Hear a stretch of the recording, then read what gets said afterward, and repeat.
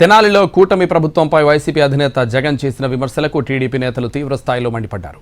నిజాయితీగా పనిచేస్తున్న పోలీసులపై వైసీపీ తప్పుడు ప్రచారం చేస్తోందన్నారు. జగన్ ఒక రంగుల రెడ్డి అని, తల్లిని చెల్లిని మోసం చేసిన జగన్ రౌడీ షీటర్లను పరామర్శించి అరాచకాలను ప్రోత్సహిస్తున్నారని తప్పుబట్టారు.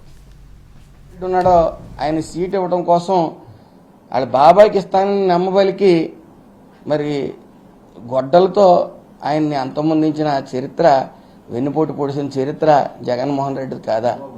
అలాగే చెల్లెల్ని తల్లిని కూడా ఎలక్షన్స్లో వాడుకుని అధికారంలోకి రాగానే వాళ్ళని వెన్నుపోటు పొడిచి దూరం పెట్టడం అది వెన్నుపోటు కాదా?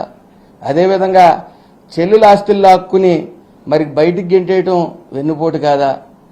ఇంక వెన్నుపోట్ల గురించి మాట్లాడుకోవాల్సి వస్తే ఇంకా బ్రాండ్ అంబాసిడర్గా జగన్ ఉంటాడు, అందులో సందేహం లేదు. ఆయనకి డ్రామాలు ఆడడం ముందు నుంచి తెలుసు. శవ రాజకీయాలు చేయటం, తండ్రి శవం పక్కన పెట్టుకుని కుర్చీ కోసం సంతకాలు పెట్టించుకోవడం తెలుసు. బాబాయిని వాళ్లే కొడ్డలిపోటు చేసి నారావారి చరిత్రను చెప్పడం తెలుసు. తల్లిని చెల్లిని ఏ విధంగా న్యాయం చేశాడో, మహిళల్ని ఎలా విధంగా గౌరవించారో మనందరికీ తెలుసు. మరి జగన్మోహన్ రెడ్డి గారికి ఈరోజు తెనాలికి వెళ్లి పరామర్శిస్తున్నారు రౌడీ షీటర్లను. మరి జగన్మోహన్ రెడ్డి సిస్టమే అది.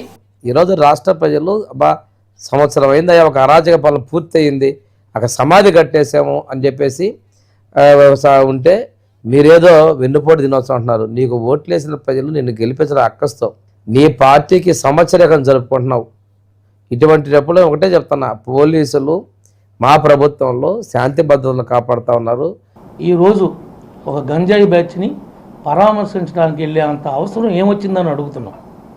ఈ రోజున నీ నాయకులకి, నీ కార్యకర్తలకి మానసికంగా ధైర్యం కోల్పోయారు. మీ పార్టీ ప్రజలలో విసిరివేయబడింది. నీ పార్టీని ఈ రాష్ట్ర ప్రజలు బంగాళాఖాతంలో కలిపారు.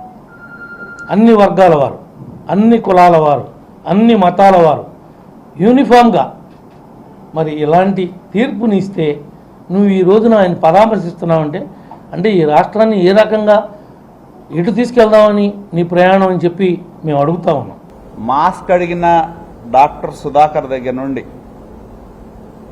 పిచ్చాడనే ముద్రేసి పోలీసుల చేత కొట్టించి, ఆయన దళితుడే, ఒక ఎమ్మెల్సీగా ఉన్న అనంతబాబు తన దగ్గర పనిచేసే డ్రైవర్లని ముక్కలు చేసి ఇంటికి డోర్ డెలివరీ చేస్తే